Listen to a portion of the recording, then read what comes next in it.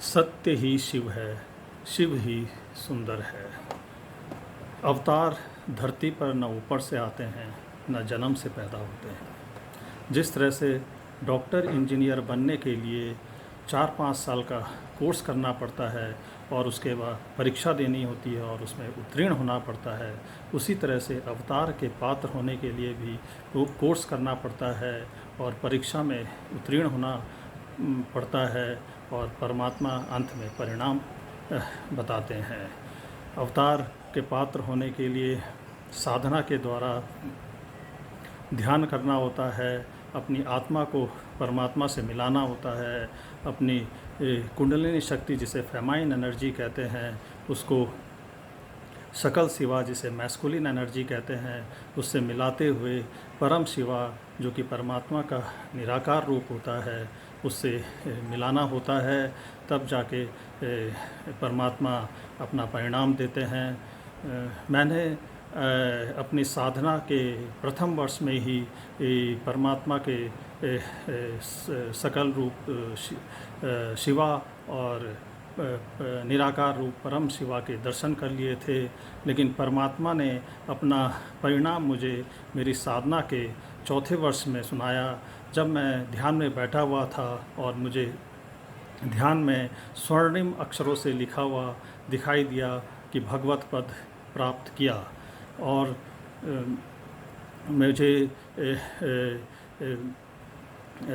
मेरा परमात्मा ने मेरी साधना का एक प्रैक्टिकल जो छूट गया था उसका स्थान मेरा जन्म स्थान पांडुकेश्वर निर्धारित किया हुआ था।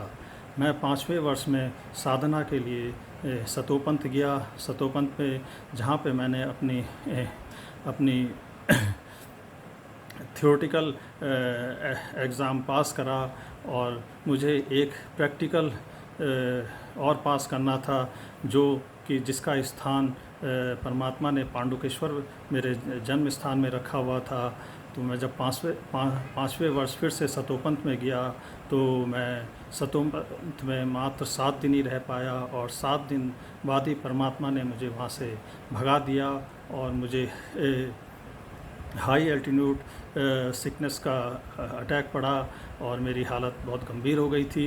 लेकिन परमात्मा ने मेरे नीचे आने की व्यवस्था भी करी हुई थी और मैं सकुशल बद्रीनाथ में पहुंच गया था। फिर मैंने स्वास्थ्य सही होने के बाद फिर से अपने गृह स्थान पांडुकेश्वर में अपनी साधना शुरू करी और फिर जो मेरा प्रैक्टिस छूटा हुआ था, जो प्रयोग मेरा छूटा हुआ था और उस प्रयोग को मैंने अपने जन्म स्थान पांडुकेश्वर में पूर्ण करा।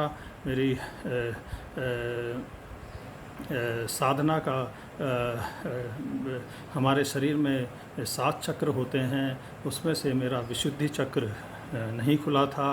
वह फिर मेरा अंतिम 5वें वर्ष में मेरे अपने जन्म स्थान पांडुकेश्वर में करीब 82 दिन की साधना पूर्ण करने के बाद खुला।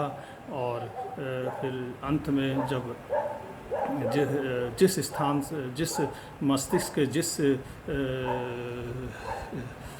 स्थान से आत्मा प्रवेश करती है और उसी स्थान से जिसको बिंदु चक्र कहते हैं वहाँ से एक लिक्विड निकलता है और जब वो लिक्विड जिसको अमृत कहते हैं और जब वो अमृत शरीर में नीचे आता है तो एक अलग ही अनुभूति प्राप्त होती है। और तब उसके बाद मेरी साधना का अंत हुआ। देशवासियों नास्ट्रोडोमस ने भी अपनी एक भविष्यवाणी करी, उसमें उन्होंने एक महापुरुष का जिक्र करा और उसमें उन्होंने अपनी भविष्यवाणी में बताया कि वह महापुरुष कहाँ पर होगा।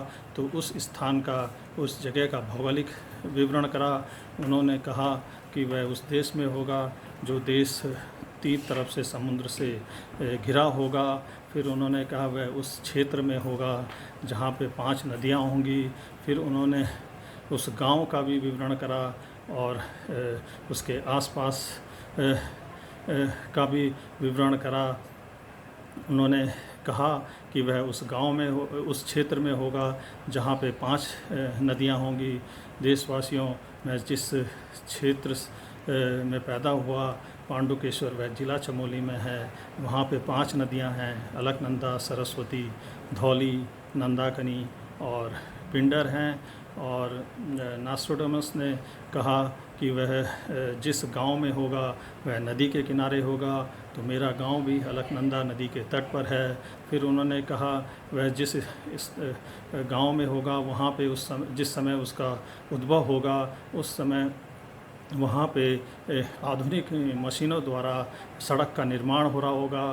तो जिस समय मैं अपने गांव में साधना कर रहा था, उस समय हमारे नेशनल हाईवे 58 का चौड़ीकरण का कार्य चल रहा था और आधुनिक मशीनों द्वारा डामरीकरण हो रहा था। फिर उन्होंने कहा वह जिस घर में होगा उसके नज़दीक लोहे का कारखाना होगा, और मेरे घर के नीचे से मेरे लोहार का घर है, जहाँ पे पुराने ज़माने पे लोहे के सारे औजार सब वहीं पे बनाए जाते थे।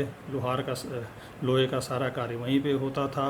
फिर उन्होंने कहा कि उस क्षेत्र में एक गुरुद्वारा भी होगा। तो मेरे गांव से 1 किलोमीटर नीचे गोविंद घाट है, वहाँ पे गुरुद्वारा भी है। तो देशवासियों, मैं अभी अवतार का पात्र हूँ। मैंने ध्यान के द्वारा गीता की सत्यता को सिद्ध करा है। मुझे अब गीता का एक श्लोक और सत्य सिद्ध करना है, और जब मैं उस श्लोक को सत्य सिद्ध कर दूंगा तभी अवतार कहलाऊंगा। यदा यदा हि धर्मस्य ग्लानिर्भवति भारत, अभ्युत्थानं धर्मस्य तदात्मानं सृजाम्यहम्। परित्राणाय साधूनां विनाशाय दुष्कृतां, धर्म संस्थापनार्थाय संभवामि युगे युगे।